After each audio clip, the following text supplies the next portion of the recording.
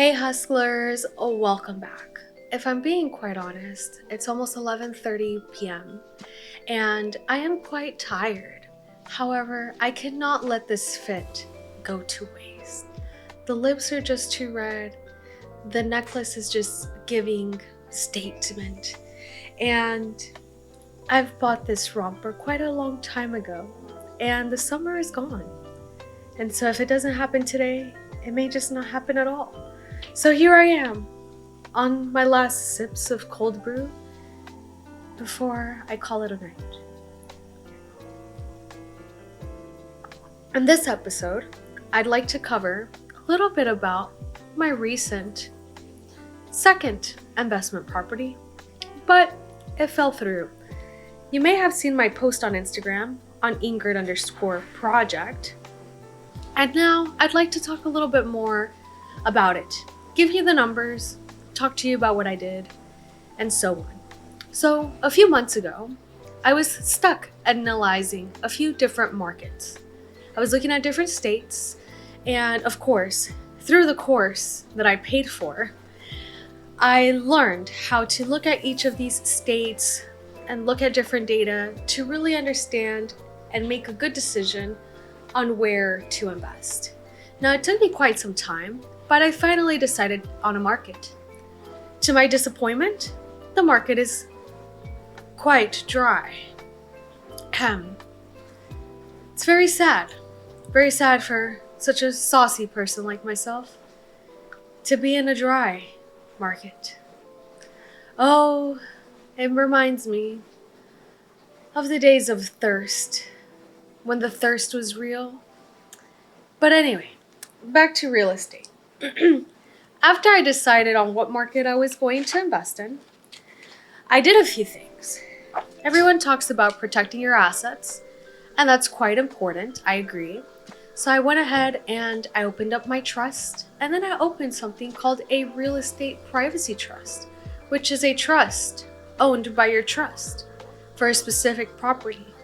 Versus doing separate LLCs, you can have an REPT trust, and throughout the living time of that trust, you can move properties in and out of it versus having to, let's say, recreate a new LLC for each address. Now, I'm not an attorney, I'm certainly not the trust expert, but if you're looking into asset protection, I would suggest looking into an REPT before you decide to open an LLC for each property, because you don't have to pay for an REPT every year like you do with an LLC. Of course, you will still have an EIN and pay your taxes every year. However, an REPT is a one-time cost of too much $99 that you get to keep for a lifetime. So I opened up those two things while I was looking for the market. I found my market, and then I started shopping around for real estate agents. What I found is that most people, or most agents that I talked to, were really focused on helping folks have their dream home. And if I'm being quite honest, you want to be with a real estate agent who's investor focused. So when I was at the cusp of giving up, I got myself on biggerpockets.com, which they are not sponsoring this video, by the way, but they are a wonderful resource. And I decided to reach out to a few local real estate investor-focused agents in the area. I connected with a wonderful lady, and she is helping me now with my property. Now, we looked at a different duplex the first time, but that place was a total dumpster fire, so that one hit to the left. But then we came across another property, and it was within budget and looked pretty decent. However, it seemed to be in a ditch, but we weren't sure. Long story short, after spending my hard-earned money on an inspection, I realized that the foundational issues of this ditch duplex were far too many. So I pulled out of the contract. Now, I mitigated my risk by doing a $0 due diligence, and I also made sure I terminated my contract before the termination period ended so that I could recollect my earnest monies back, which is very important. You want to get your earnest money back, make sure you read the clause, make sure you talk to your real estate agent about this. So I want to go over the cost and a few things that I learned. So the down payment for this property would have been $51,000. I paid $616 for the inspection, and I did the wise thing of scheduling my inspection before paying for everything else. Now, I went ahead and got the quotes because I needed the quotes to run the numbers and see if things made sense.